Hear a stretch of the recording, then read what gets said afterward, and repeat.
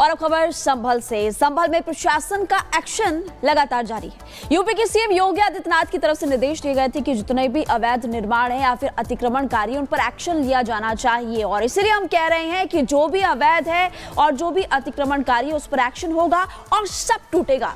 आप इस पर इस रिपोर्ट को देखिए।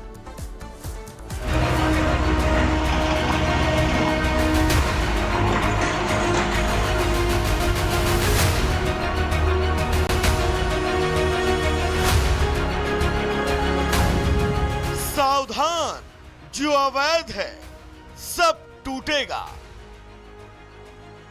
मेहरबान कदरदान साहिबान, अगर आप संभल में रहते हैं तो टीवी के रिमोट को कुछ देर साइड में रख दीजिए, क्योंकि ये खबर सिर्फ आपके लिए ही है। सिर्फ संभल ही नहीं, प्रदेश में रहने वाले हर उस शख्स के लिए जो सरकारी जमीन, सरकार की संपत्ति, राज्य कोष पर अपना जबरन आधिपत्य जमाए बैठे हैं। क्योंकि संभल में जो भी अवैध होगा, जितना भी अवैध होगा, वो सब टूटेगा। बुलडोजर तैयार है, प्रशासन की टीम तैयार है, माहौल टाइट है, क्योंकि ये प्रशासन की अतिक्रमणकारियों से फाइट है। संभल में मिले सदियों पुराने शिवलिंग और मंदिर, जिसे कट्टरपंथियों की शह पर लगभग 46 सालों तक बंद रखा गया। भक्तों को अपने हनक के बल पर उनके आराध्य से दूर रखा गया। अब जब मंदिर का सच सामने आया तो कट्टरपंथियों ने दांतों तले उंगली दबा ली और मंदिर को उसका पुराना वैभव अब लौटाया जा रहा है। मंदिर के आसपास मिलने वाला एक एक सबूत ये चीख चीख कर गवाही दे रहा है कि आखिर संभल में सत्ता शासन की हनक के बल पर वहां रह रहे हिंदुओं को अब तक दबाया गया। मंदिर मिला, शिव मिले, मां लक्ष्मी मिली, बजरंग बली मिले। अब बारी है उस परिक्रमा मार्ग की जिसे सदियों से बाधित वहां अतिक्रमणकारियों ने अपना अवैध कब्जा जमा रखा है। ये मंदिर की जगह है, यहाँ हम परिक्रमा लगाते थे। एक कोठरी थी पूरी वाली, वो सब इन्होंने घेर ली और ऊपर हमारी सब दबा ली। और इसकी एक एक गज की दीवारें थी, काफी लंबी चौड़ी, और ये सब मैदान था। मतलब यहाँ से परिक्रमा करने की भी जगह हुआ करती थी? हाँ, परिक्रमा की जगह थी और ये मैदान था हमारा सब। अवैध अतिक्रमण को लेकर प्रशासन भी अब चौकन्ना है। आपको बता दें कि प्रशासन की नजर अब मंदिर के आसपास फैले अतिक्रमण पर पहुंच गई है। मंदिर के आसपास बने मकानों की नापतौल शुरू हो चुकी है।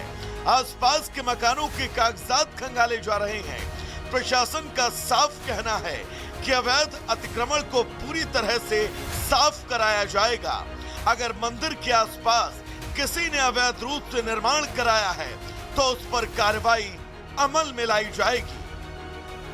इस नॉनस्टॉप एक्शन के बीच कुछ ऐसे लोग भी हैं जो अपना अवैध निर्माण खुद तोड़ने की बात करने लगे हैं। ऐसे ही एक शख्स हैं संभल के ही रहने वाले मतीन अहमद। आपकी जो प्रशासन से बात हुई, क्या कुछ बातचीत आप लोगों की हुई? ना ऐसी कोई बात नहीं है। वो उन्होंने रजिस्ट्री देखी और नाप तोल करी। उन्होंने सब बोले कोई बात ना है, तुम्हारा सही है, और ये बालकनी निकली हुई है, इसे अपने हिसाब से गिरा लो आप। हमने कह दिया, बोला हम इसे गिरवा देंगे। तो सुबह से फिर हम उसमें काम शुरू कराएंगे, हमें कोई आपत्ति नहीं है। संभल का वो सच जो अब तक छिपा था, दबा था, वो सच आज उजागर हो रहा है। संभल में अस्थिरता के बीच शांति स्थापना और उस स्याह सच को आप तक पहुंचाना, जिसकी धुंध में अब तक इस देश के सनातनियों को रखा गया, वो अब परत दर परत खुद सामने आने लगा है। Bureau report, Republic Bharat. UP के सीएम योगी आदित्यनाथ के निर्देश पर जो अवैध है सब टूटेगा, और इसीलिए संभल में सर्वे हिंसा के बीच बुलडोजर एक्शन लगातार जारी। बुलडोजर एक्शन इस वक्त देखने को मिल रहा है। सांसद जिया रहमान बर्ग के इलाके में भी बुलडोजर एक्शन देखने को मिला है। अवैध अतिक्रमण के खिलाफ कार्रवाई हो चुकी है और सांसद के साथ विधायक के इलाके में भी बुलडोजर एक्शन देखने को मिला। विधायक इकबाल के क्षेत्र में अवैध निर्माण पर भी बुलडोजर चलाया और प्रशासन और पुलिस की टीम लगातार इस वक्त एक्शन मोड में नजर आ रही है, क्योंकि बहुत सारे अवैध निर्माण किए गए थे जिनको धीरे धीरे ध्वस्त किया गया। और संभल में सदियों पुराने शिव मंदिर के सामने आने के बाद वाद विवाद का मुद्दा ही बदल गया है। आपको बता दें कि वाद विवाद और अपवाद के बीच मुख्यमंत्री योगी आदित्यनाथ ने संभल पुराण के साथ विधानसभा में 5 प्रहार करके विपक्ष को आईना दिखाया। रिपोर्ट आपको दिखाते हैं।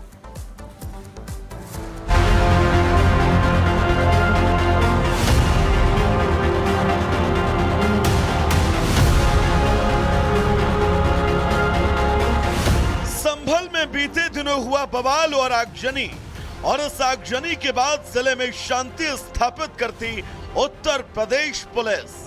लेकिन संभल में सदियों पुराने मिले जीर्ण शीर्ण महादेव के मंदिर ने आरोप प्रत्यारोप का रुख ही पलट कर रख दिया। संभल में शिव मंदिर और उसके पास मौजूद कुएं से मिली आराध्यों की मूर्तियों के बाद एक नई बहस छिड़ गई, जिसमें खुद प्रदेश के सीएम योगी आदित्यनाथ ने विधानसभा के अंदर बेरोक टोक अपनी बातों को स्पष्ट शब्दों में रखा तो गूंज संभल तक पहुंची। योगी के संभल पुराण और 5 मुख्य प्रहार जो उन्होंने सदन में किए, उसकी अगर बात करें तो सीएम ने सबसे पहले सदन में गरजते हुए पहला प्रहार किया और कहा कि आखिर तथ्यों को छिपाकर कब तक विपक्ष सिर्फ जनता को गुमराह करता रहेगा। हम तथ्यों को छुपा करके कब तक जनता को गुमराह करेंगे।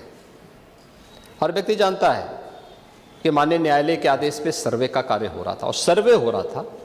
आप पश्चिम में जाएंगे और पश्चिम उत्तर प्रदेश के हमारे सभी लोग अपने सामान्य संबोधन में राम राम ही कहते हैं, तो जय श्री राम कहां से सांप्रदायिक संबोधन हो गया। सीएम ने सदन में दूसरा प्रहार करते हुए कहा कि राम के बिना हमारा कोई काम ही नहीं। राम के बगैर तो हमारा कोई काम ही नहीं है। और अगर जय श्री राम किसी ने बोली दिया तो इसमें उत्तेजना का मतलब ये नियत आप समझ सकते हैं। सीएम ने विपक्ष पर तीसरा प्रहार करते हुए कहा कि सपा के लोग सिर्फ सच पर पर्दा डालने का काम कर रहे हैं। आपने कुंदरकी की जीत को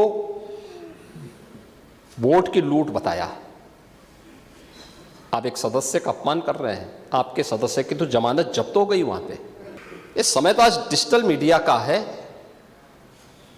वहां का पठान, वहां का शेख सब कह रहे साहब हमारे पूर्वज तो हिंदू थे और आप भी, आपके पूर्वज भी हिंदू थे।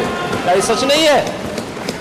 और क्या ये सच नहीं है कि देशी और विदेशी मुसलमानों की आपसी भिड़ंत है जो वर्षों की लड़ाई को लेकर के वहां चल रहा है? आप लोग सच पे पर्दा डालने का प्रयास कर रहे हैं। सीएम योगी ने विपक्ष पर निशाना साधते हुए अपने चौथे प्रहार में यह तक कह डाला कि आप सच को छिपा नहीं सकते, सच बहुत जल्द सामने आएगा। कि सूर्य को, चांद को और सत्य को बहुत देर तक छुपा कोई नहीं सकता है और सत्य जरूर सामने आएगा। सीएम योगी आदित्यनाथ ने अपने 5वें और